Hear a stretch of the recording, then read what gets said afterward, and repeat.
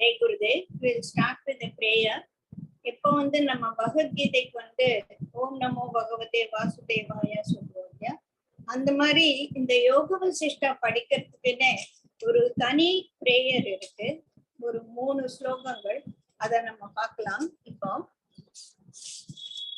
First பிரம்மத்தை பத்தி, எதை பத்தி ஸ்லோகம், யாருக்கு நம்ம வணக்கம் சொல்ல போறோம் அப்படின்னா பிரம்மம் அப்படின்னா, பிரம்மம் உங்களுக்கு சத்தியம் அனந்தம் பிரம்மம் அப்படின்னு சொல்லுவோம். அது ஒரு மகா வாக்கியம். அதே போல பிரம்மம் சச்சிதானந்த ஸ்வரூபம், சத் சித் ஆனந்தம். இந்த 3க்கும் நம்ம இப்போ நம்மளோட பிரேயர்ஸை சப்மிட் பண்ண போறோம். ஃபர்ஸ்ட் ஜஸ்ட் என்னதான் இது புரியலையெல்லாம் நான் யோசிக்க வேண்டாம். சும்மா அந்த வேர்ட்ஸ காதுல கேட்டா கூட போதும். யத சர்வாணி பூதானி பிரதிபாந்தி ஸ்திதானி ச யத்ரைவோ பஷமம் யாந்தி தஸ்மை சத்யாத்மனே நமஹ. யாருக்கு வணக்கம் சொல்றோம்? சத்தியத்துக்கு. சத்தியம்னா என்ன அப்படின்னா அதுதான் பிரம்மம், சத்தியம், அனந்தம். அனந்தம்னா அந்தம் இல்லாதது. அதற்கு தோற்றமும் கிடையாது, அதற்கு அழிவும் கிடையாது. எல்லாமாகவும் இருப்பது, எப்பொழுதும் இருப்பது, எல்லாவற்றிலும் இருப்பது, எல்லாவற்றின் சைத்தன்யத்திலும் இருப்பது, எல்லாம் அதிலிருந்து உற்பத்தி ஆனது. எதிலிருந்து உற்பத்தி ஆனதோ அது, எதனால் எல்லாமும் ஒளிர்கிறதோ அதற்கு, எதில் எல்லாமும் இறுதியில் போய் கலக்குமோ, பிரளயத்தில் போய் எல்லாமும் சேருமோ அதற்கு என்னுடைய வணக்கங்கள். இதுதான் இதோட மீனிங். புரியுதா? எத சர்வாணி பூதானி, எல்லா உயிர்களுக்கும், உயிருள்ளவர்களுக்கும் உயிரில்லாதவர்களுக்கும், ஸ்திதானி எல்லாமே எங்க இருக்கிறதோ அது, எதனால் எல்லாமும் ஒளி பெறுகிறது. ஒளினா எனர்ஜி. இப்ப நான் பேசுறேன்னா எனக்குள்ள அந்த சைத்தன்யம் எனக்கு ஒரு ஒளிர்வா, எனக்கு ஒரு எனர்ஜியா இருக்கிறதுனால தான் நான் பேச முடியுது. இல்லைன்னா அந்த எனர்ஜி போன பிறமா என் வாய் நல்லா இருக்கும், செத்து போன பிறகு வாய் அழகா இருக்கும், கண் அழகா இருக்கும், இதே அழகான மூஞ்சி அப்படியே இருக்கும். ஆனா அது பேசுனா பேசாது. ஏன்னா அதுக்குள்ள அந்த சைத்தன்யம் காணாம போயிடுச்சு. சோ அந்த சைத்தன்யம் எது அப்படின்னா அந்த சத்தியம். அந்த சத்தியத்துக்கு நான் என்னுடைய தலை வணங்குகிறேன். அந்த சத்தியம்னா எது அப்படின்னா தெரியாது, எனக்கு நான் சொல்ல முடியாது. அதை விவரிக்கக்கூடிய லட்சணங்கள் இல்லது. இப்போ பெருமாள் விஷ்ணு எப்படி இருப்பாருன்னா சங்கு சக்கரம் வச்சிருப்பார் அப்படின்னு நம்ம ஒரு விஷ்ணுவோட படத்தை நம்ம டிஸ்கிரைப், ஸ்வரூப லட்சணங்களை நம்ம சொல்லலாம். அந்த மாதிரி ஸ்வரூப குணா இருக்கும் போது அதை பத்தி சொல்றது ஈஸி. இப்ப யாரன்னா போய் ஜெயஸ்ரீ கூட்டிட்டு வா அப்படின்னு ஸ்கூல்ல சொன்னா, ஜெயஸ்ரீ யாருது அப்படின்னா என்ன பத்தி எனக்கு இருந்த ஐடென்டிட்டியே ஒரு புடவைய சொல்லிட்டு இருக்க ஒரே டீச்சர், முந்தானிய சொல்லிட்டு இருக்க ஒரே டீச்சர், அதுதான் பசங்களுக்கு ஒரு ஐடென்டிட்டி. அந்த மாதிரி சொல்றதுக்குன்னு இந்த சத்தியத்துக்கு ஒரு ஐடென்டிட்டி இல்லை. ஐடென்டிட்டி இல்லைன்னு சொல்றதை விட நமக்கு தெரியாது, அந்த ஐடென்டிட்டி தெரியவே தெரியாது. அது ஒண்ணுதான். அத மாதிரி ஒன்னொன்னு இருந்ததுன்னா அப்படின்னா அது இருந்துச்சே அதே மாதிரி இது. ஸ்க்ரூ டிரைவர்னா என்னன்னா ஒரு ஆணி மாதிரி இருக்கும். அப்போ உனக்கு ஆணின்னு கம்பேர் பண்றதுக்கு தெரியணும். அதுல ஒரு கைப்பிடி இருக்கும், அந்த கைப்பிடின்னா என்னன்னு உனக்கு தெரியும். சோ எக்ஸ்பிளைன் பண்றதுக்கு அது மாதிரி இன்னொன்னு இல்லை. ஏகமைவ அத்விதீயம் அப்படின்றது அது ஒண்ணுதான். அது மாதிரி இன்னொன்னு இருந்ததுன்னு நம்ம அதை பத்தி சொல்ல முடியும். அது மாதிரி இன்னொன்னு இல்லவே இல்லை. அதனால எதோடையும் கம்பேர் பண்ண முடியாது. இந்த மாதிரி எக்ஸ்பிளனேஷன் பண்றதுக்கு தத்தஸ்த லட்சணம் அப்படின்ட்டு சொரூப லட்சணம். சொரூபம் இருந்தா தானே நம்ம அந்த சொரூபத்தை விவரிக்க முடியும் இல்லையா? சொரூபம் இல்லாதத இந்த மாதிரி அனுமானங்களாலதான் நம்ம அதை புரிஞ்சுக்க முடியும். சரி, ஏதோ ஒண்ணு இருந்தது, அது எப்படி இருந்தது, எப்போ இருந்தது, எங்க இருந்தது, எல்லா இடத்துலயும் இருந்தது, எல்லா இடத்துலயும் இருக்கும், எப்பவுமே அது ஒண்ணுதான் இருக்கும். நான் யாரு? அதோட ஒரு பாகம். இது ஒரு பகுதிகளும் கிடையாது. சேர் அப்படின்னா அதுக்கு நிறைய சேர், உடன் சேர், ஸ்டீல் சேர், அந்த மாதிரியும் கிடையாது. It is not made up of anything other than itself. அதே மாதிரி மரம் சொன்னா சேரா இருக்கும், கதவா இருக்கும். அந்த மாதிரி வேற வேற ஜாதிகளா இருக்கும். அந்த மாதிரி வேற ஜாதியும் கிடையாது. வேற பாகங்கள், மரம்னா கிளை இருக்கு, வேர் இருக்கு, பழம் இருக்கு, பூ இருக்குன்னு சொல்லலாம். அந்த மாதிரி இதற்கு பாகங்களும் கிடையாது, பாகங்கள் கிடையாது. இது மாதிரி ஒரு ஜாதி வித்தியாசம் கிடையாது. ஒரே ஜாதியில வேற வேற பரிமாணங்களும் கிடையாது. Just it is. அதுதான் அந்த சத். அதற்கு நாம் வணக்கம் சொல்லுவோம். புரிஞ்சுதா? ஃபர்ஸ்ட் இது. செகண்ட் நம்ம சித்துன்னா கான்சியஸ்னஸ். ஆகாசம்ன்றது பூதாகாசம், சிதாகாசம், சித்தாகாசம் அப்படின்னு சொல்லுவோம். பூதாகாசம்ன்றது எர்த், வாட்டர், ஃபயர், ஏர், ஆகாசம் அப்படின்னு இந்த பஞ்சபூதங்கள்ல ஒண்ணு ஆகாசம். அது ஸ்பேஸ். அத நம்ம பூதாகாசம் அப்படின்னு சொல்லுவோம். இன்னொன்னு என்னோட சைத்தன்யம், அது சித்தம், என்னுடைய சித்தம், உன்னுடைய சித்தம், எல்லாருடைய சித்தமாக இருக்கக்கூடியதும் அதே சத்தியத்தோட ஒரு பிரிவுதான், ஒரு ஆஸ்பெக்ட் தான் அப்படின்னு வச்சுக்கலாம். அது சித்தாகாசம், which is spread all over, சர்வவியாபியா இருக்கிறது சிதாகாசம். இப்ப அந்த சிதாகாசம் என்றதுதான் சுப்ரீம் கான்சியஸ்னஸ். அந்த சுப்ரீம் கான்சியஸ்னஸ்க்கு நம்ம ஒரு வணக்கம் சொல்ல போறோம். ஞாதா ஞானம் ததா நேயம் திருஷ்டா தர்ஷன திருஷ்யுபு கர்த்தா ஹேது கிரியாயஸ்மாத் தஸ்மை ஞாத்யாப்னதே நமஹ. அப்போ இந்த கான்சியஸ்னஸ், இப்ப சிதாகாசத்தை விட்டுடுங்க, சுப்ரீம் கான்சியஸ் விட்டுட்டு நமக்குள்ள இருக்கிற ஒரு கான்சியஸ்னஸ் நம்ம எடுத்துட்டோம்னா, எனக்கு கான்சியஸ்னஸ் இருக்கு, நான் தூங்கும் போதும் கான்சியஸ்னஸ் இருக்கு, எப்பவும் இருக்கு, ரைட்டா? இப்போ நான் எனக்குள்ள ஒண்ணு நான் தெரிஞ்சுக்கணும்னா, I am the நோவர், I am the knowledge and I ஆம் த நோவபிள். இந்த மூணு நோவர், ஞானம், ஞாதா and the action of knowing, இது மூணு நம்ம திருக்குட்டி பார்த்தோம் இல்லையா பகவத்கீதையில. அதே மாதிரி இந்த மூணாவும் எது இருக்கு? என்னோட சித்தம், என்னோட கான்சியஸ்னஸ். நோவராவும் அதே கான்சியஸ்னஸ் தான், நோவபிளும் அதே conscious. நோவபிள் of which I am going to know, which is knowable to me, என்னோட ஞானமாக இருக்கிறதும் அந்த கான்சியஸ்னஸ் தான். அதை நான் அடையக்கூடிய பாதையும், the action of knowing-உம் என்னோட சித்தம் தான். கர்த்தா, கர்மம் அண்ட் காரியம், அதுவும் நானே தான். அந்த மூணாகவும் என்னுடைய சித்தம் தான் அது வேலை செய்யுது. அதே போல நமக்கு திருஷ்டா, சீயிங் அண்ட் த சீன், அதுவும் நானே தான். இப்ப நான் லக்ஷ்மியை பார்த்தேன்னா எனக்கு தெரியும் லக்ஷ்மி எப்படின்னு. நான் சப்போசிங் லண்டன் ஏர்போர்ட்ல இருக்கும்போது லக்ஷ்மி திடீர்னு ஹே லக்ஷ்மி அப்படின்னா, அப்ப அந்த லக்ஷ்மியோட உருவம் எங்க இருந்தது? என்னோட சித்தத்துல இருந்தது. அந்த சித்தத்துல அந்த scene, the seer, I have seen her, the action of seeing, and the scene is there in my mind.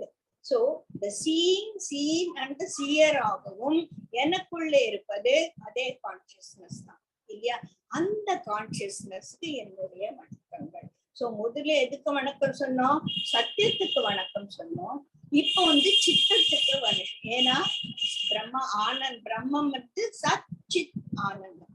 இப்போ மூன்றாவதான அந்த ஆனந்தத்துக்கு நம்ம ஒரு வணக்கம் சொல்லுவோம். ஸ்புரந்தி சீகராயஸ்மா ஆனந்தாக்யாம்பரே வனோ சர்வேஷாம் ஜீவனாம் தஸ்மை பரமானந்தாத்மனே நமக. இந்த பிரம்மம் எப்படி இருக்குன்னா ஆனந்தம். ஆனந்தம் தான் பிரம்மம். என்னடா அது ஆனந்தம் தான் பிரம்மம்? இப்போ எனக்கு ஆனந்தம், sometimes I am very happy, எப்பவுமே இல்லாட்டாலும் we are all experienced ஆனந்தம் at some time or the other, at least for a few minutes or few seconds or whatever it is. அந்த ஆனந்தம் காணாம போறதுக்கு, அதை மூடி மறைக்கிறதுக்கு ஒரு சாரோ வந்துடுது. எதனால வருது அப்படின்னு நம்ம டீட்டெயிலா பார்க்க போறோம். அந்த ஆனந்தத்தை மறைக்கிற மாதிரி ஏதோ நடக்கும் போது நமக்கு அந்த குழப்பமும் அது வந்து ஆனந்தம் காணாம போயிடுச்சு. ஆனா இந்த பிரம்மத்துல அந்த மாதிரி குழப்பமே கிடையாது. அந்த மாதிரி ஒரு மாய வலை பிரம்மத்துக்கு கிடையாது.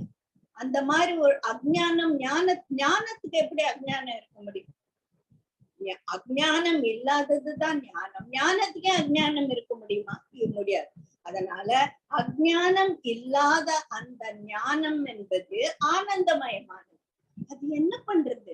எப்படி சமுதிரத்துக்கிட்ட போய் நம்ம நிக்கும் போது அந்த பீச்சில் அலடிக்கும், நம்ம மேல அப்படியே துளி துளியா தண்ணி விழுது இல்ல, அந்த மாதிரி இந்த கான்சியஸ்னஸ்ல இருந்து நம்ம மேல ஆனந்த மழை பொழிஞ்சுட்டே இருக்கு. நம்ம தான் கொடை பிடிச்சிட்டு இருக்கோம்.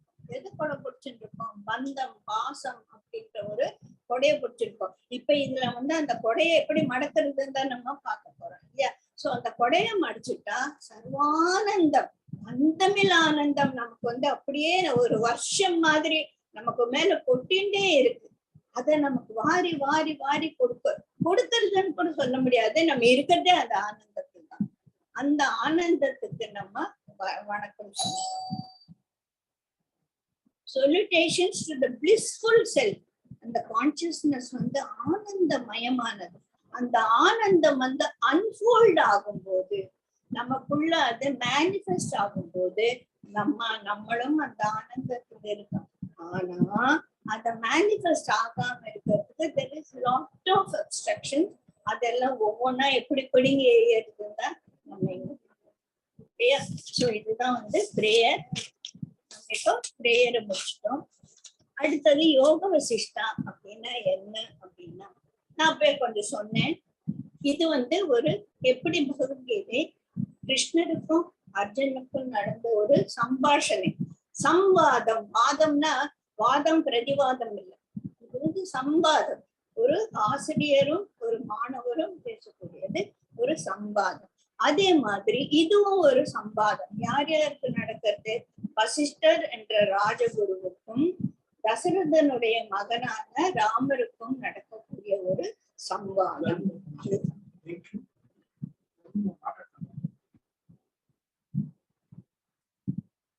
சரியா? அதுதான் வந்து யோக சிஸ்டம். இதை பத்தி டீட்டெயில நம்ம பார்க்கலாம். ஒவ்வொரு ஸ்கிரிப்சருக்கும் ஒரு 4 விஷயங்கள் இருக்கு அப்படின்னு சொல்லிட்டு நமக்கு தெரியும். அது வந்து அனுபந்த சதுஷ்டம் அப்படின்னு சொல்லுவோம்.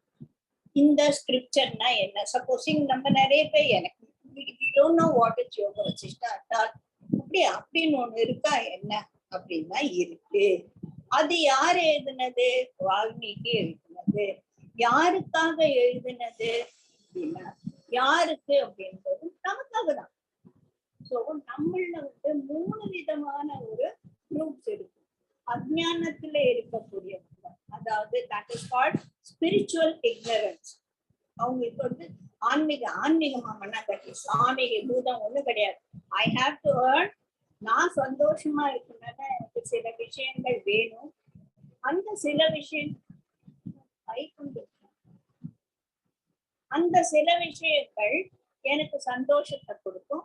அதுக்காக நான் பாடுபடுவேன், அதற்காக நான் பணம் சம்பாதிப்பேன். இதுதான்டா வாழ்க்கை, பணம் இருந்தாதான் வாழ்க்கை அப்படின்னு சொல்லிட்டு அதை தாண்டி இந்த சம்சாரத்து துக்கமயமான ஜென்மம், மிருத்து, ஜரா, மரணம், வியாதி அப்படின்றது இன்னெவிட்டபிள் அப்படின்னு சொல்லிட்டு நம்ம யோசிக்கிறதே கிடையாது. அதெல்லாம் ஒரு உடம்பு சரியில்லாம போகும்போது அப்பதான் நமக்கு தெரியுது, ஐயோ இந்த மாதிரி ஒரு கஷ்டமெல்லாம் இந்த உடம்புக்கு வருமா அப்படின்னு சொல்லிட்டு. ஏழ்மை, துக்கம் எல்லாமே நமக்கு வரும்போதுதான் அந்த மாதிரி வரும்போதுதான் நமக்கு இந்த துக்கம். இதெல்லாம் யோசிக்காத ஒரு கும்பல் ஸ்பிரிச்சுவல் இக்னரன்ஸ், அவங்கள விட்டுடலாம். இந்த பக்கம் ஞானிகள், அவங்களுக்கு நம்ம எதுவுமே சொல்ல வேண்டாம். 12ஆம் கிளாஸ் பையனுக்கு வாய்ப்பாடு யாரும் சொல்லி தர வேண்டியது இல்லை, அவன் எல்லாம் தாண்டி போயிட்டான். அந்த மாதிரி ஞானிகளும் விட்டுடலாம். இந்த பக்கம் ஞானிகளை விட்டுட்டோம், இந்த பக்கம் டோட்டல் இக்னரன்ஸ்ல விட்டுட்டோம். நடுவாந்தத்துல இருக்கோம் பாரு, அதுதான் நம்மளாம் சம்சாரிகள். சம்சார சாகரத்துல நீந்தி கரை சேர முடியாம தத்தளித்து கொண்டிருப்பவர்கள். நான் வந்து தத்தளிச்சுட்டு இருக்கேன்னு தெரியாதவங்க ஸ்பிரிச்சுவல் இக்னரன்ஸ். தெரியுதுங்களா? எனக்கு கஷ்டம் இருக்குன்னு. இப்போ நம்ம எல்லாம் கஷ்டத்துல இருக்கோம்னா ஏன் அவ்வளவு நான் ஜாலியா இருக்கேன், நான் சித்ரா சொல்றேன், நான் பெங்களூர்ல ஹாப்பியா இருக்கேன் அப்படின்னு சொல்றேன் இல்லையா? சோ வேணும் சுமதி ரொம்ப சந்தோஷமா இருக்காங்க, பேரன் பிறக்க போறான், ஓஹோன்னு இருக்கும். என்ன இந்த வாழ்க்கை போய் நீ துன்பமயமானது அப்படின்னு சொல்றியே அப்படின்னா, எல்லா இன்பமும் சில நேரம் தான் இருக்கு. இப்போ திடீர்னு சொல்லக்கூடாது, யாருக்கோ உடம்பு சரியில்லை, ஜெய்ஸ்ரீக்கு உடம்பு சரியில்லை, மெசேஜ் வேணுக்கு போகுது அப்படின்னா உடனே மனசு ஐயோ என் பேரன் பிறக்கும்போது ஆசீர்வாதம் பண்ண மாட்டாங்களா எங்க அத்தை, அது கூட போயிடுவாங்களோ அப்படின்னும் போது அந்த பேரன் பிறக்க போறான் அப்படின்ற சந்தோஷம் கபால்னு தலைகீழாயிடுச்சு இல்லையா? சோ ஒரு சந்தோஷமும் ஒரு துக்கமான விஷயம் துக்கமானதோ அத மனதை தடுமாறக்கூடிய ஒரு விஷயமோ வரும்போது இந்த சந்தோஷம் காணாம போயிடுது. ரைட்டா? அதனால நமக்கு இந்த சந்தோஷம் நிலையானது இல்லை. அது நிலையா இல்லாம போனதுக்கு காரணம் என்ன? பந்தம், பாசம். இந்த யோக விசிஷ்டால நம்ம மெயினா பார்க்க போறது what is real and what is unreal, what is bondage and what is liberation. So இந்த இது படிச்சு முடிச்ச அப்புறமா if you are able to understand our life and know the nuances of handling our life, then we will also be able to lead a life like Rama with all jnana, without any attachment. Ramar அந்த யுத்தத்துக்கு போகும்போது அவ யுத்த புருஷனா கம்ப்ளீட்டா 100%. 14 years சீதையோட இருக்கும்போது சீதாராமனா இருந்தார். தசரதர் சொன்ன பேச்சு கேட்கும்போது தசரத ராமரா இருந்தார். ராஜ்யம் பரிபாலனை ஆரம்பிச்சோன்னா ராஜாராமராயிட்டார். ராஜாராமராக ஓஹோன்னு இருக்கும்போது ஒரு சின்ன ஒரு இன்சிடென்ட் நடந்ததால ஒரு நிறை மாத கர்ப்பிணியாக இருக்கக்கூடிய சீதையை கானகத்துல விட வேண்டிய ஒரு மனோ தைரியம். அப்போ அந்த சீதையை எடுத்துன்னு போய் கானகத்துல விட்ட உடனே அவர் ஜனக மகாராஜ் வருவார். அப்போ எல்லாரும் அந்த தசரதரோட சபையில் இருக்கவங்களாம் நடுங்குவாங்க. ஐயோ ஏன்னா சீதா தேவி அப்பேற்பட்ட ஒரு ஜனக மகாராஜோட ஒரு ஸ்ரீமந்த புத்திரியவன். அவளை எடுத்துன்னு கொடுமை பண்ணிட்டீங்களாடா அப்படின்னு அப்பா நம்மளெல்லாம் உதவுதான்னு உதவி போறாரு அப்படின்னு பயப்படும் போது நான் ராமரை பார்க்கணும் அப்படின்னு போது தம்பிகளை லக்ஷ்மண், பரதன், சத்ருகன் அடிக்கோ இவர் ராமரை போய் கிழின்னு கிழிக்க போறாரு போல இருக்கே, இவர் உள்ளாமா வேண்டாமா அப்படின்னு யோசிச்சுட்டு இருப்பாங்க.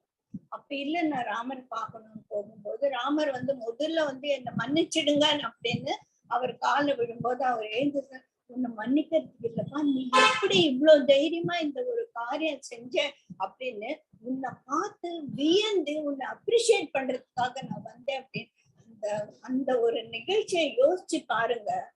தன் மகளை கானகத்துல நிறைமாத கர்ப்பிணியா விட்டாச்சு. அப்படி விட்டது காரணம் இந்த புருஷன். நம்ம வீட்டுல விட்டுருவாங்களா? இன்னும் சுமதி உன் மாப்பிள்ளை எடுத்துட்டு போய் விட்டானா உன் பொண்ணை எங்கேயோ, நம்ம மாப்பிள்ளைக்கு நமஸ்காரம் பண்ணுவோமா? இல்ல. அதுதான் அந்த ஞானம். என்ன ஜனக மகாராஜ் ராஜ ரிஷி, அவர் எல்லாத்தையும் எந்த ஞானி, இந்த 3வது குரூப் சொன்னமே அந்த மாதிரி. சோ அந்த மாதிரி ஒரு மனோநிலையில மனத்திடத்தோட ஒரு முடிவு எடுக்கிறதுக்கு நமக்கெல்லாம் முடியணும்னா நம்ம யோக விசிஷ்டாவை நம்ம நல்லா புரிஞ்சுக்கணும். தெரியுதா? அதுதான் இதோட முக்கியமான ஒரு விஷயம். அததான் நம்ம இங்க தெரிஞ்சுக்க போறோம். சோ யாருக்காக? யார் பாண்டேஜ்ல இருக்கேன், எனக்கு வெளியில வர வழி தெரியல, அந்த வழியை சொல்லி கொடுக்க யாரானா இருக்காங்களா என்ற அலையக்கூடிய ஒரு மனதுக்கு ஒரு குருவாய் இருந்து இந்த ஸ்கிரிப்சர் நமக்கு சொல்ல போறோம். இதுவே குருதான். இத நம்ம படிச்சு நல்லா புரிஞ்சுட்டானா அந்த லெவலுக்கு போகிறதுக்கு நம்ம ஒரு முயற்சி எடுப்போம். புரியுதா?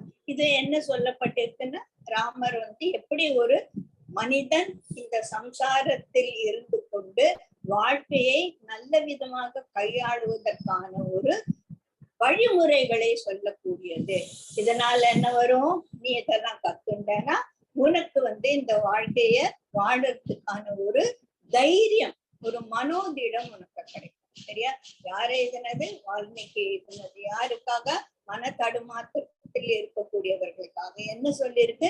அந்த தடுமாற்றத்திலிருந்து எப்படி வெளிவரக்கூடியது அப்படின்னு சொல்லிட்டு, அதனால என்ன பிரயோஜனம்? நீ உன்னோட வாழ்க்கையை நல்ல விதமாக கையாள்வாய். சோ இந்த விஷயம்தான் நமக்கு இங்க சொல்லிருக்கு. யாரு குவாலிஃபைட் பர்சன்? ஐ ஆம் பவுண்ட். இந்த தேகத்தில் இருக்கும் எனக்கு சுகம் இல்லை. இந்த தேகத்தில் வியாதிகள் தவறாது, இதற்கு கஷ்ட நஷ்டங்கள் தவறாது, இந்த மனம் வந்து அலைப்பாயக்கூடியது, இதுல இருந்து எனக்கு விடுதலை இல்லை, இதனால் எனக்கு எப்ப பார்த்தாலும் துன்பம் வருது அப்படின்றது the qualification of a student who can read this, who has the adhikaram to read this scripture. நமக்கெல்லாம் are we all qualified? We are all qualified, right? நமக்காக தான் இதுக்கு இதை பத்தி. இப்போ இத பத்தி எப்படி நம்ம இதுக்குள்ள போகலாம். முதல்ல வந்து இது வந்து யோக வசிஷ்டாங்க வால்மீகி எழுதினது. மிகவும் பெருசு, 32,000 ஸ்லோகங்கள் கொண்டது. அதுக்கு வந்து பிருகத் யோக வசிஷ்டா அப்படின்றது 32,000 ஸ்லோகங்கள். அதே நமக்கு இப்ப இந்த 86 ஸ்லோகமே படிக்கிறதுக்கு நமக்கு முடியல. அதை சொல்லி கொடுக்கறதுக்குள்ளேயே தடுமாறி இருந்திருக்கோம். இந்த 32,000 ஸ்லோகங்கள் படிக்கணும்னா ரொம்ப கஷ்டம். அதனால என்ன பண்ணிருக்காரு நம்மளோட சிஎஸ் எல்லாம் ஞானிகள் அதை கொஞ்சம் சுருக்கி 6,000 ஸ்லோகமா படி அப்படின்னு கொடுத்துருக்கு. அதுக்கு வந்து லகு யோக வசிஷ்டா அப்படின்னு பேரு. 6,000 படிக்கிறதுக்கு எனக்கு நேரம் இல்லப்பா, என் வாழ்க்கைய முடிஞ்சு போயிடும் போல இருக்கு அப்படின்னு 1000 ஸ்லோகங்களாக லகுதார யோக வசிஷ்டா அப்படின்னு 1000 ஸ்லோகம். அது கூட என்னால முடியாது அப்படின்னும் போது வெங்கடேஷானந்தா அப்படின்ற ஒரு பெரியவரு அதை வந்து 86 ஸ்லோகங்களாக அதை குறைச்சு லகுதாம யோக வசிஷ்டா அப்படின்னு சொல்லி கொடுத்திருக்காங்க. 86 ஸ்லோகங்கள். அததான் நம்ம எடுத்துக்க போறோம். அதுலயும் நம்ம 86 முடிப்போமா அப்படின்னு சந்தேகம் தான். பார்க்கலாம், எவ்வளவு நாள் நமக்கு முடியுதோ அவ்வளவு பார்க்கலாம். அப்படின்னா 32,000 ஸ்லோகங்கள்ல சொல்லி இருக்கக்கூடிய விஷயத்த நீ எப்படி 86 ஸ்லோகங்கள்ல சொல்ல போற? எல்லாத்தையும் நம்ம வந்து சின்ன பண்ணா பிரசிஸ் எழுதுவோம். பிரசிஸ் எழுதுறதுல என்னன்னு தெரியாது. ஃபர்ஸ்ட் பேராகிராஃப் கட் பண்ணிடும், லாஸ்ட் பேராகிராஃப் கட் பண்ணிடும், நடுவுல ஒரு பேராகிராஃப் வீசி அடிச்சிடுவோம். அது தலையும் புரியாது, காலம் புரியாது. அந்த மாதிரி கிடையாது இது. This is the beauty of this scripture. என்ன அப்படின்னா இது வந்து it is lending itself after. ஏன்னா இது பூரா கதை கதை கதை கதை 1000 கதைகள் இருக்குதுல. இந்த கதைகள் எப்படி இருக்குன்னா, நிறைய பேர் வந்து மேட்ரிக்ஸ்ன்ற இந்த இங்கிலீஷ் சினிமா பார்த்திருப்பீங்க இல்லையா? பார்த்திருக்கீங்களா? பார்த்தவங்களுக்கு ஒண்ணுமே புரிஞ்சிருக்காது ஷுவர். ஏன்னா அதுல கதை, அந்த கதைக்குள்ள ஒரு கதை, அந்த கதைக்குள்ள இன்னொரு கதை அப்படின்னு போயிட்டு கடைசியில எந்த கதையில ஆரம்பிச்சோம், எதுக்காக இந்த கதைன்னு மறந்து போயிடும் இல்லையா? அந்த மாதிரிதான் இதோட ஸ்ட்ரக்சரே இருக்கு. கதை கதை கதை கதைன்னு இப்ப நம்ம வந்து 2-3 கதை தான், நான் எல்லா கதையும் சொல்ல போறதில்ல, ஒரு 2-3 கதையை நம்ம எடுத்துட்டோம்னா அதுலயே நமக்கு தெரியும், ஓஹோ இப்படிதான் இந்த ஸ்கிரிப்சர் போறது. அதனால இந்த கதையெல்லாம் விட்டுடலாம். இந்த கதை எதுக்காக சொல்லப்பட்டதுன்னு நான் சொல்லிடலாம் இல்லையா? எதுக்காக சொல்லப்பட்டதுன்னு தெரிஞ்சனா நமக்கு ஒரு கதை எதுக்கு? அவன் காட்டுக்கு போனா, இவன் கல்யாணம் பண்ணிட்டான், அதுக்கு 4 குழந்தை பிறந்தது, இந்த கதையெல்லாம் நமக்கு வேண்டாம். நமக்கு அதெல்லாம் விட்டுட்டான்னா இந்த கதை நமக்கு சொல்லக்கூடிய செய்தி என்ன, அதுதான் நமக்கு வேணும். செய்தி தானே வேணும் இல்லையா? அந்த செய்தி என்ன அப்படின்னு நம்ம தெரிஞ்சுட்டோம்னா இந்த கதைகளை, சோ இந்த கதைகள் எல்லாம் பிரிச்சு எடுக்கும் போது இந்த 1000 ஸ்லோகங்களுக்குள்ளேயே விஷயம் வந்துடும். அதுலயும் நமக்கு வாழ்க்கைக்கு முக்கியமானது எடுத்துட்டோம்னா 86 ஸ்லோகங்கள். இத வந்து 6 பாகங்களாக கொடுத்திருக்காங்க. அது ரொம்ப முக்கியமானது.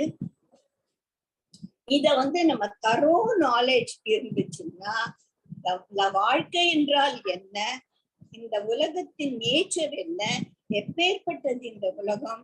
இதுல வரத்துக்கு முன்னால நமக்கு என்னென்னலாம் தெரியணும். குருஜி சொல்வாரு, ஸ்கூல்ல எல்லாம் சொல்லி தராங்க, மேத்ஸ் சொல்லி தராங்க, லாங்குவேஜ் சொல்லி தராங்க, பிசிக்ஸ் சொல்லி தராங்க, எல்லாம் சொல்றாங்க. யாரன்னா வாழ்க்கையை வாழறது எப்படின்னு சொல்லி தராங்க? யாரும் சொல்லி தரதே கிடையாது. அந்த மாதிரி வாழ்க்கையை வாழ்வது எப்படி அப்படின்றது சொல்றதுக்கு 6 சாப்டரா பிரிச்சிருக்காங்க.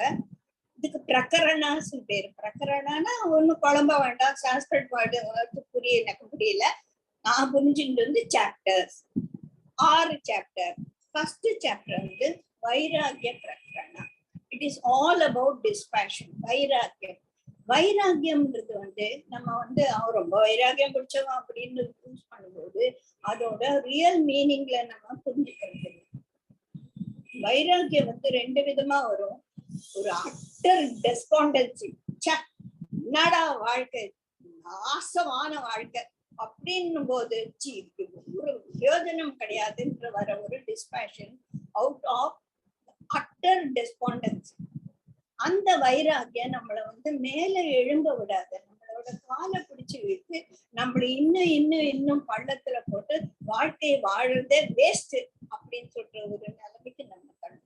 ஆனா இங்க ராமருக்கு வந்த வைராக்கியம் வந்து அப்பேற்பட்டதுல it is born out of reflections on life. வாழ்க்கை என்ன அப்படின்னு அவர் புரிஞ்சுட்டு அந்த ரிஃப்ளெக்ஷன்ஸ் ஆல வரும்போது ஒரு பாசிட்டிவ் வைராக்கியம். அந்த பாசிட்டிவ் வைராக்கியத்தை இருக்கும்போதுதான் ஒரு குருவை தேடி போய் அதுல இருந்து நம்ம எப்படி மீள்றது, இதுக்கு பதில் என்ன அப்படின்னு தெரிஞ்சுக்கக்கூடிய ஒரு பாசிட்டிவ் டைரக்ஷன்ல எடுத்துக்கொள்ள போகக்கூடியது வேற விதமான ஒரு வைராக்கியம். அந்த வைராக்கியத்தை சொல்லக்கூடியதுதான் முதல் பிரகரணம், வைராகிய பிரகரணம். வைராகியம் வந்தாச்சு, அதுக்கப்புறம் நம்ம என்ன பண்ணணும்? அதற்கு ஒரு ஆன்சர் வேணும். எனக்குள்ள ஒரு கொஸ்டின் இருக்கு, அந்த கொஸ்டினுக்கு நான் தேடி போவேன். எங்க போவேன்? அஷ்டவக்கரை எடுத்து படிப்பேன், பகவத்கீதை எடுத்து படிப்பேன், பதஞ்சலி யோக சூத்திரம் எடுத்து படிப்பேன், யோக வசிஷ்டம். ஒன்னும் புரிய மாட்டேங்குது அப்படின் போது we go to a person who can explain this to you, then we become the seeker.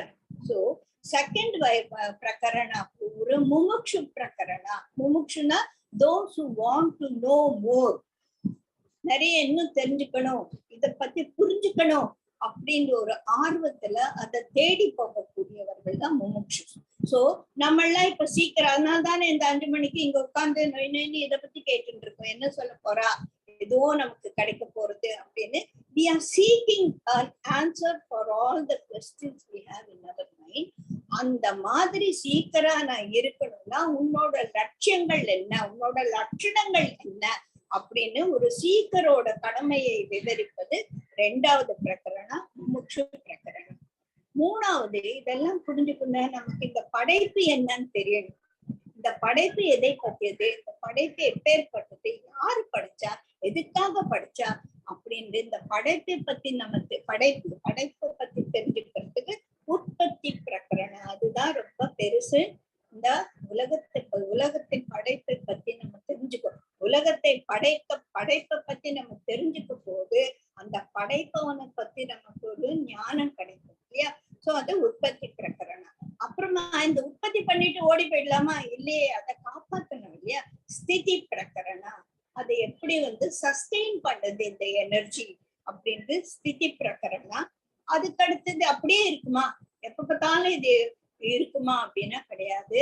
அது வந்து உபஸ்மானா பிரளயம் லயம் எல்லாமும் போய் எந்த சத்து நம்ம பார்த்தோம்ல ஃபர்ஸ்ட், அந்த சத்துல இருந்து திருப்பியும் போய் சொல்றோம். அதான் நம்ம ஆலையில கிருஷ்ணன் எல்லாத்தையும் முழுங்கிட்டு இருக்காரு அப்படின்னு சொல்லுவோம் இல்லையா? அந்த மாதிரி எல்லாமும் மறுபடியும் அந்த சித்தத்திலேயே போய் அடங்கிறது, அந்த சத்தியத்திலேயே போய் அடங்கிறது. அது வந்து பிரளயம், உபஸ்ம பிரகரணம் அப்படின்னு சொல்லுவோம். இதெல்லாம் தெரிஞ்சுட்டு எனக்கு என்ன லாபம் வரப்போறது? நிர்வாணா. அப்ப வந்து உனக்கு ஒரு நிச்சலமான ஒரு யோக நிலையில நீ எப்படி இருப்பாய், அந்த யோக நிலையில இருந்துட்டு ஓடி போக முடியாது. நம்ம இந்த சம்சாரத்தை ஜெயஸ்ரீயா நான் வந்து என் வாழ்க்கையை முடிக்கணும், அதுக்கப்புறமா திருப்பி நிர்மலாவா பிறப்பனோ இல்ல நாகராஜா பிறக்கணும், ஏதோ பொண்ணு திருப்பி, இதெல்லாம் வந்து என்னோட கான்சியஸ்னஸ்ல இந்த நாலேஜ் இம்ப்ரிண்ட் ஆகி இருக்கும். ஸோ போக போக போக போக அடுத்து அடுத்து வரக்கூடிய என்னோட ஜென்மாக்கள்ல நான் மேல மேல போகணும், சறுக்கவே கூடாது. மேல மேல மேல மேல கால் பிடிச்சி இழுக்கிறதுக்கு நிறைய விஷயங்கள் இந்த சம்சாரத்துல இருக்கு. இந்த சம்சாரம் என்னும் சாகரத்துல முதலைகள் ஜாஸ்தி இருக்கணுமா, பகவத்கீதையில ஃபர்ஸ்ட் வந்து ஸ்லோகங்கள்லயே நம்ம பார்த்திருப்போம் இல்லையா? அது மாதிரி கால் பிழிக்க இடிச்சு இழுக்கக்கூடிய முதலைகள் எல்லாம் தாண்டிட்டு நம்ம எப்படி ஒவ்வொரு ஜென்மாவா போய் நம்ம நிர்வாணத்தை அடையக்கூடிய ஒரு நிலைக்கு வரும்போது எப்படி இருக்கும் அப்படின்னு கடைசி நிர்வாண பிரகரணா, இதுல எவ்வளவு பிரகரணா நம்ம முடிக்கிறோமோ அப்படின்னு சொல்லி பார்க்கலாம். இதுதான் இதோட ஸ்ட்ரக்சர். ஓகேயா? இப்ப இது எப்படி ஆரம்பிச்சது, யார் ஆரம்பிச்சாங்க? வால்மீகி வந்து ராமாயணம் எழுதினாரு நமக்கு தெரியும். அதுக்கு மேல இதெல்லாம் என்ன, இது எப்படி வந்தது அப்படின்னு ஒரு சின்ன கதையை பார்க்கலாம்.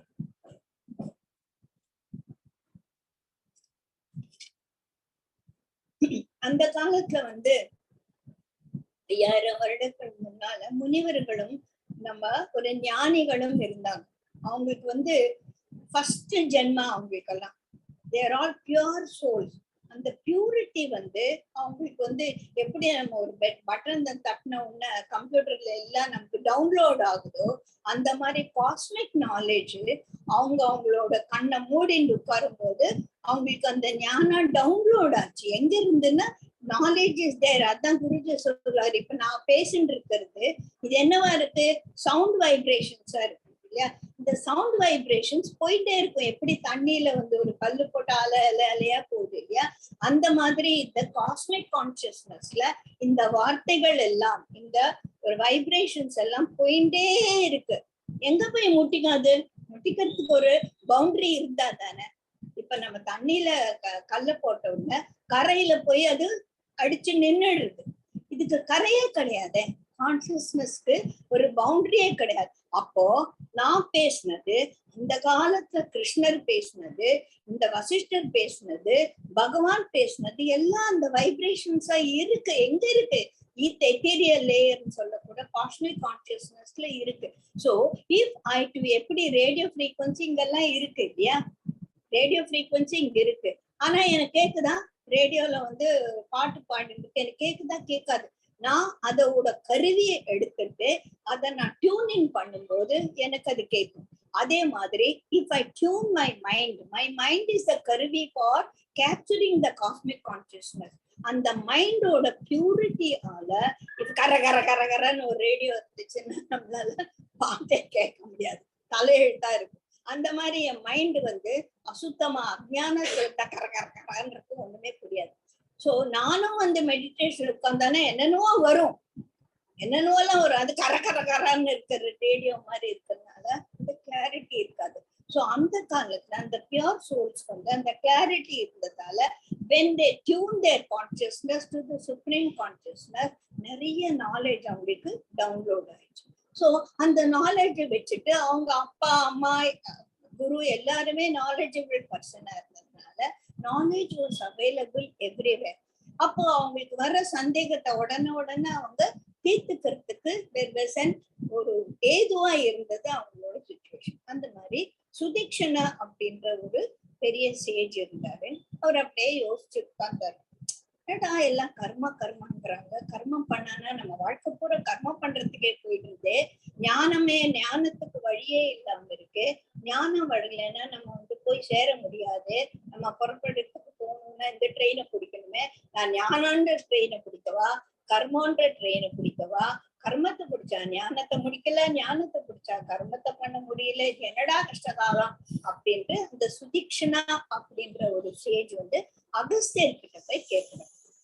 அகஸ்தியர் என்ன சொல்றாரு அப்படின்னா, எப்படி ஒரு பறவைக்கு 2 சிறகுகளும் பறக்கிறதுக்கு வேணுமோ அந்த மாதிரி நீ உன்னோட சுப்ரீம் கோலான ஒரு பரமாத்ம தத்துவத்தை அடையணும் அப்படின்னா ஞானமும் வேணும், கர்மமும் வேணும். கர்மம் செய்யாம உன்னால இருக்க முடியாது. இந்த உடல் கர்மஜி, கர்மோபாத்தம் அப்படின்னு சொல்லுவாங்க. இந்த கர்மத்தை செய்வதற்காகவே இந்த உடல் உனக்கு கொடுக்கப்பட்டிருக்கு. நீ அதை வேஸ்ட் பண்ண முடியாது. கர்மமும் செய்யணும், ஞானமும் செய்யணும். ரெண்டையும் பேலன்ஸ் பண்ணி எப்படி ஒரு பறவை வந்து ஆகாசத்துல எவ்வளவு தூரம் நம்ம பார்த்துக்கொள்ள வேடந்தாங்கள் எங்க இருந்தோம்லாம் வருது, உலகத்தின் அந்த கோடியில இருந்து விடாம பறந்து வருது. அவ்வளவு சக்தி அதோட 2 விங்ஸுக்கு இருக்கு. அந்த மாதிரி நம்மளால ரெண்டுமே வேணும், அப்பதான் நமக்கு வந்து ஞானம் கிடைக்கும் அப்படின்னு சொல்லிட்டு இது ஒரு கதை. அகசியர் என்ன சொல்றாரு, உனக்கு இது புரியலன்னா நான் இன்னொரு கதை சொல்றேன் அப்படின்னு. காருண்யா அப்படின்னு அவர் ஒருத்தர் இருந்தாரு. அவர் என்ன பண்ணாரு அப்படின்னு அந்த காருண்யாவோட கதை. காருண்யா என்ன பண்ணாரு, அவங்க அப்பாவை வந்து இதே சந்தேகத்தை கேட்டாரு. அவங்க அப்பா யாரு, பேரெல்லாம் நீங்க வந்து ஐயோ தெரியலேன்னு கவலைப்பட வேண்டாம், பேரெல்லாம் அவசியம் கிடையாது, சும்மா அப்பா அம்மா ஞாபகம் வச்சுக்கோங்க. அப்பா என்ன பண்றா, அக்னிவேஷா. அவர்கிட்ட போய் அப்பா இந்த மாதிரி சொல்றாங்களே, ஞானமும் வேணும் கர்மமும் வேணும், ரெண்டையும் எப்படி பண்றது அப்படின்னா, நான் உனக்கு இன்னொரு கதை சொல்றேன். ஒரு ராஜா இருந்தாரு அப்படின்னு அவரு இன்னொரு கதை பாருங்க. இப்ப வந்து ஒரு கதைக்குள்ள ஒரு கதை, அந்த கதைக்குள்ள ஒரு கதை, அந்த கதைக்குள்ள ஒரு கதை அப்படின்னு போயிட்டு இருக்கு இல்லையா. சோ இப்ப வந்து இது ஒரு ராஜாவோட கதை. அவர் பேர் வந்து அரிஷ்ட நேமி. அவரு ரொம்ப ஞான, நம்ம ஜனக மகாராஜ் மாதிரி ஒரு ஞான குருவா இருந்தாரு. அதே சமயத்துல ராஜ ரிஷியாவும் இருந்தாரு. அவரு வந்து பார்த்தாரு, என்ன இந்த ராஜ்யத்தை கட்டிட்டு ஏறிட்டு இருந்தானா நம்ம இந்த ராஜ்ய பரிபாலனத்திலே நம்ம வாழ்க்கையெல்லாம் போயிடுண்டா, இதெல்லாம் ஆனான்னு பையனை எல்லாம் கூப்பிட்டு நீ பட்டாபிஷேகம் பண்ணிக்கோ, நீ வந்து ராஜ்யத்தை பார்த்துக்க, நான் போறேன்டா பெருவழி அப்படின்னு சொல்லிட்டு அவரு ஞானத்தை வெளியே வந்து தேடின்னு போயிட்டு அவரு ரொம்ப நாள் தீவிர தவம், ஞானத்திலேயே அவரு மூழ்கி போயிட்டு தவம் பண்ணிட்டு அங்க வந்து ஒரு தேவதை வருது. தேவதை வந்து என்ன விஷயம்னா, உன்னை வந்து இந்திரர் கூட்டின்னு வர சொல்றாரு.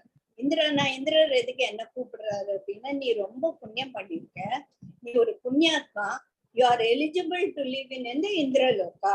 அதனால இந்திர பதவியை வந்து உன்னை இந்திரலோகத்துக்கு கூப்பிடுறாரு.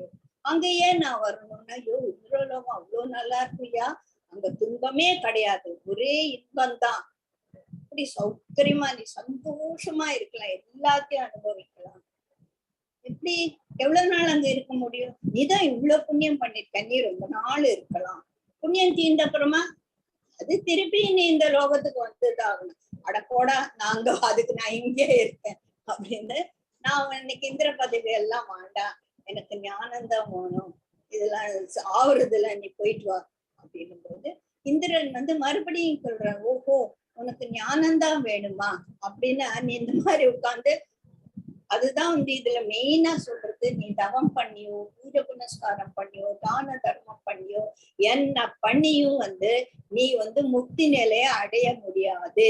முக்தி நிலைய நீ அடையணும்னா, மோட்ச நிலைய அடையணும் அப்படின்னா, நீ முதல்ல உன் கால்ல சுத்தி இருக்கிற இந்த சம்சார பந்தங்கள்ல இருந்து நீ விடுபடணும். நீ என்ன பண்ணிருக்க, ராஜ்யத்தை தான் எழுதி கொடுத்த, உன் உடம்புக்குள்ள நீ எப்படி இருக்கேன்னு புரிஞ்சுதா உனக்கு உடம்பு எப்படி உன்னை பந்தப்படுத்துதுன்னு புரிஞ்சுதா, புரியலையே.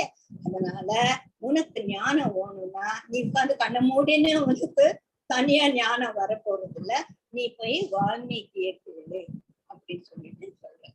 சோ இவர் வால்மீகியை தேடின்னு போகும்போது வால்மீகி தன்னோட சிஷ்யனான பரத்வாஜ மாமுனி வந்து சப்த ரிஷிகள்ல ஒருத்தர், அவர் பிரகஸ்பதியோட டைரக்ட் சன். சோ இவர் தான் வந்து துரோணாச்சாரியா அவங்களுக்கெல்லாம் வந்து அப்பாவா இருந்தவர். சோ பரத்வாஜருக்கு வந்து இந்த ராமாயணத்தை பத்தி கம்ப்ளீட்டா சொல்றாரு. பரத்வாஜருக்கு ராமாயணத்தை பத்தி சொன்னோம்னா அவரு நல்லா புரிஞ்சுட்டு, he so happy to learn about Rama's கதை. அது வந்து அவர் ரொம்ப சந்தோஷமாயி போய் அப்படியே அத அசைபோட்டுட்டு இருக்கும்போது பிரம்மா கேக்குறாரு, என்னடா ரொம்ப சந்தோஷமா இருக்கேன், என்ன விஷயம்னா, ஆஹா ராமர் கதையை கேட்டேன், இந்த மாதிரி ஒரு கதையை அப்படியே என்னன்னு வால்மீகி என்ன சொன்னாரோ அத வந்து பிரம்மாவுக்கு சொல்லும் போது பிரம்மா வந்து, ஆஹா நீ எவ்வளவு நல்லா புரிஞ்சுட்டு இருக்க இந்த கதைய அப்படின்னு, அது எவ்வளவு சூப்பரா நீ சொல்ற அப்படின்னு சொல்லிட்டு, உனக்கு என்ன வரம் வேணுமோ அந்த வரம் நான் தரேன் அப்படின்றது. பரத்வாஜர் தனக்காக வரம் கேட்கல, இந்த ராமர் கதையை கேட்டுட்டு இந்த ராமர் மாதிரியே எல்லாரும் வாழ்க்கையில ஃபுல்லு ஞானத்தை அடைஞ்சு அந்த சம்சார சாகரத்தை எப்படி கடக்கிறதுன்னு தெரிஞ்சுட்டு, இந்த ஞான தெப்பத்தில் ஏறி எப்படி இந்த கடக்கிறதுன்னு தெரிஞ்சுக்கணுமே, அந்த மாதிரி ஒரு வரம் எனக்கு கொடுங்க எல்லாருக்கும் இந்த ஞானம் வேணும். எல்லாருக்கும் இந்த ஞானம் வேணும், உனக்கு வரம் கொடுத்து பிரயோஜனம் இல்லடா. வால்மீகி போய் மறுபடியும் அத சொல்லணும். நீ போய் வால்மீகிய திருப்பி இன்னொரு இது எழுத சொல்லு, இன்னொரு ஸ்கிரிப்சர் எழுத சொல்லு. அதுல ராமருக்கு இந்த நாலேஜ் எப்படி வந்தது அப்படின்னு சொல்லிட்டு எழுத சொல்லு அப்படின்னு. அப்படியா, நான் சரி, நான் அதை படிச்சா எல்லாருக்கும் ஞானம். ஆமா, அதை படிச்ச உடனே எல்லாரும் ராமர் மாதிரியே சுப்ரீம் நாலேஜ்ல போயிடுவாங்க. அப்படி பிரம்மர் இது எப்படி சொல்ல போறான்னு பிரம்மர் கூடவே வர்றார். ஐ மீன் நான்முகன் பிரம்மன், ஓகே, நாட் பிரம்மா. கூடவே வால்மீகி கிட்ட நீங்க என்ன சொல்றீங்க எனக்கு புரியலையே அப்படின்னு. ஐயோ, நீ சூப்பரா ராமர் கதை எழுதியிருக்க. ராமர் எப்பேற்பட்ட ஞானியா தன்னோட வாழ்க்கை நடந்த அப்ஸ் அண்ட் டவுன்ஸ அவரு தாண்டி வந்திருக்காருன்னு சொல்லிட்டு ரொம்ப நல்லா புரியுது.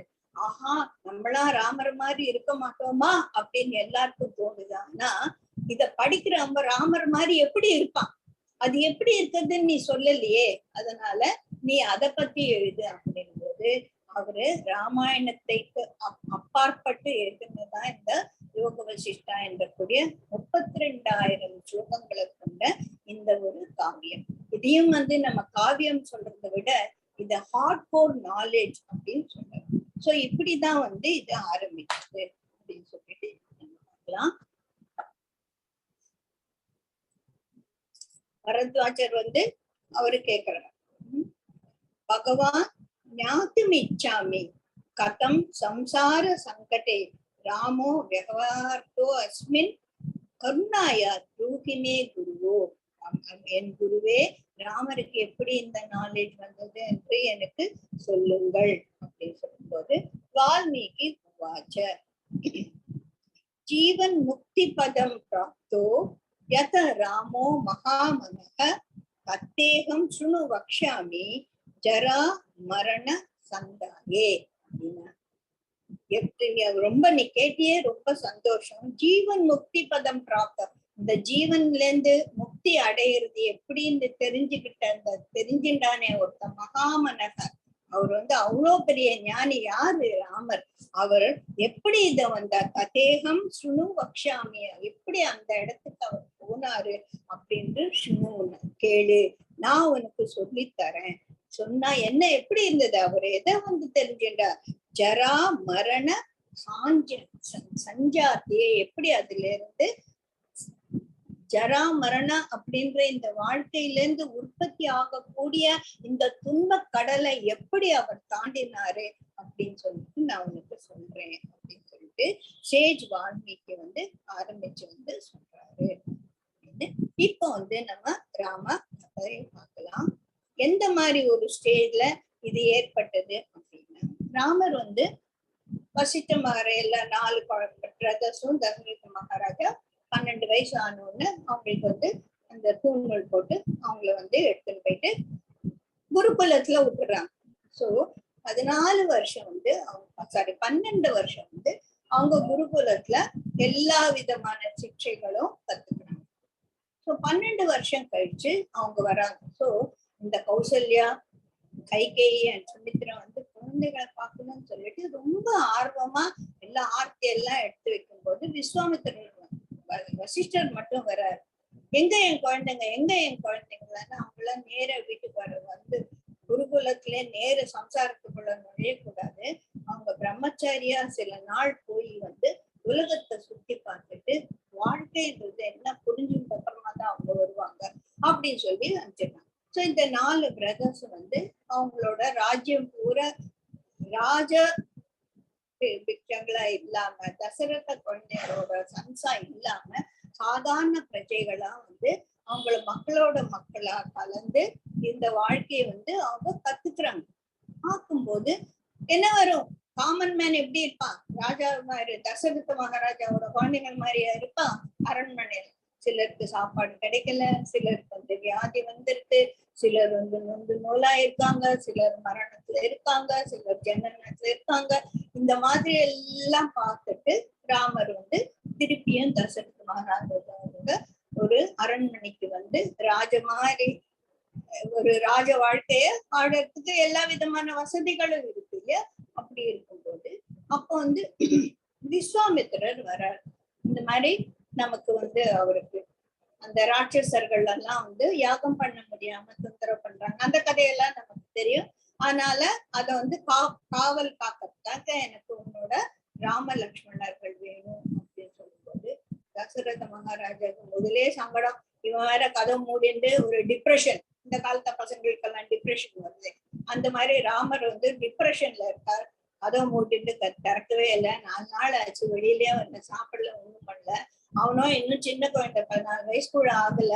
இந்த நேரத்துல போய் நீ ராட்சசர்களோட சண்டை போட அவனை கூப்பிடுறியாப்பா, என்னோட சைன்யத்தை பூரா அனுப்புறேன், நான் வேணாலும் வரேன் அப்படின்னு விஸ்வாமித்திரர் அதெல்லாம் கிடையாது, எனக்கு ராமர் அனுப்பணும் அப்படின்னு. அவன் வெளியிலே வர மாட்டேங்கிறான். அவன் வந்து ஒரே டிப்ரெஷன்ல இருக்கான். அவனை நான் என்ன பண்றது அப்படின்னு அதெல்லாம் தெரியாது. எனக்கு அனுப்புனா அனுப்பு, இல்ல நான் எனக்கு விஸ்வாமித்திரர் கோவம் தான் சாவும் கொடுத்துருவாரு அவர் இல்லையா. அந்த மாதிரி வந்து அவர் ஒரே கோவத்துல போகும்போது அங்க இருக்கிற வால்மீகி சொல்றாரு, எப்பா கொஞ்சம் இரு, நீ அவசரப்பட்டு எதனா சாபத்தை வாங்கி கட்டிக்காத, அது ரொம்ப பிரச்சனை போயிடும் அப்படின்னு சொல்லிட்டு இரு அப்படின்னு சொல்லி அப்ப சமயத்துல கொஞ்சம் இருப்பா, ராமரை முதல் கூப்பிட்டு பேசலாம் அப்படின்னு ராமரை வரவழைக்கிறார். என்ன விஷயம் அப்படின்னு சொல்லும்போது ராமர் தன்னோட வாழ்க்கையை பத்தி தான் புரிஞ்சுன்றத சொல்றார், which is called the reflections of Rama. அவர் வந்து வாழ்க்கை என்ன இருக்கு, இந்த வாழ்க்கை ஒன்றுமே இல்லை அப்படின்னு பேசணும். சோ ராமர் வந்து தன்னோட டெஸ்பாண்டன்சி அப்படின்னு சொல்ல முடியாது. when you say about அர்ஜுனோட சொன்னா அது டெஸ்பாண்டன்சின்னு சொல்லலாம், விஷாதம் அப்படின்னு சொல்லலாம். இது வந்து விஷாதம், டெஸ்பாண்டன்சி, அந்த ஒரு துக்கம் சொல்றதை விட it is a knowledge gained by seeing everything. இப்ப நமக்கும் வந்து நம்ம குழந்தைங்களும் வந்து எல்லாம் ஐயோ அப்பா என்னம்மா இப்படி இருக்காங்க அப்படின்னு சொல்லிட்டு நம்ம குழந்தைங்க சின்னப்ப நமக்கு கேட்டிருப்பாங்க இல்லையா, ஐயோ இவ்வளவு கஷ்டப்படுறாங்களேம்மா அப்படின்னும் போது அந்த கஷ்டத்தை பார்த்து அவங்களோட மனசுக்குள்ள ஒரு காருண்யன்றது எழுந்திருந்திருக்கும். இதுக்கெல்லாம் ஐயோ இது மாதிரி சுபாலாம் புண்ணியம் எல்லாம் இருக்க ரொம்ப சின்ன, எங்க வீட்டுக்கு எல்லாருக்கும் அந்த ஒரு அனுபவம் இருந்திருக்கும். குழந்தைங்க கேட்டிருப்பாங்க, ஐயோ ஏமா அவன் அவ்வளவு கஷ்டம், பிச்சைக்காரன் ஏமா ராத்திரியில வரான், அவன் பிச்சை போடுமா, அவன் தினம் பிச்சை எடுத்துதான் சாப்பிடுவான், இந்த மாதிரி எல்லாம் they would have reflected on life. அப்ப நம்ம அதுக்கு தகுந்த பதில கொடுத்துருக்கோம் இல்லையா. அந்த மாதிரி ராமர் வந்து ரொம்ப டீப்பா வந்து அவரு யோசிக்கிறார். அது அதனால வந்து அவர் என்ன சொல்றார், ஜாயத்தே மிருத்தையே லோகோ பிரியத்தே ஜனானேஸ்ய.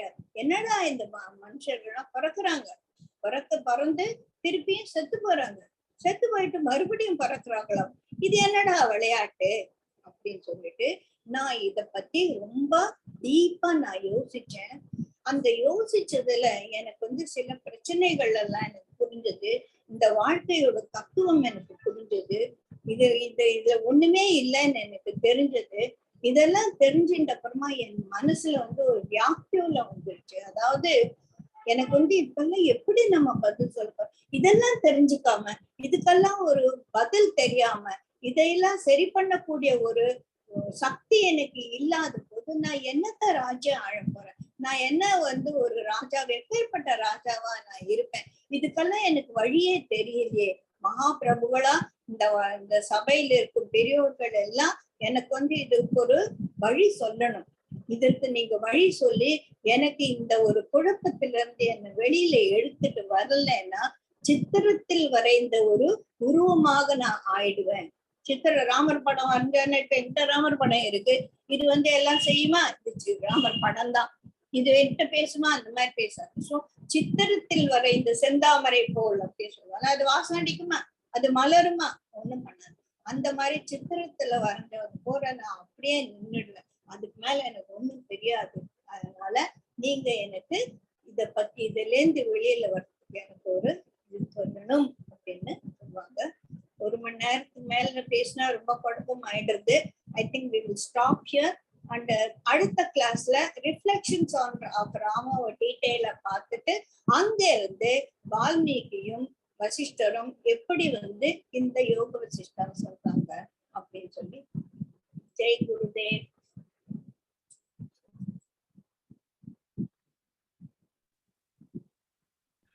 ரெண்டு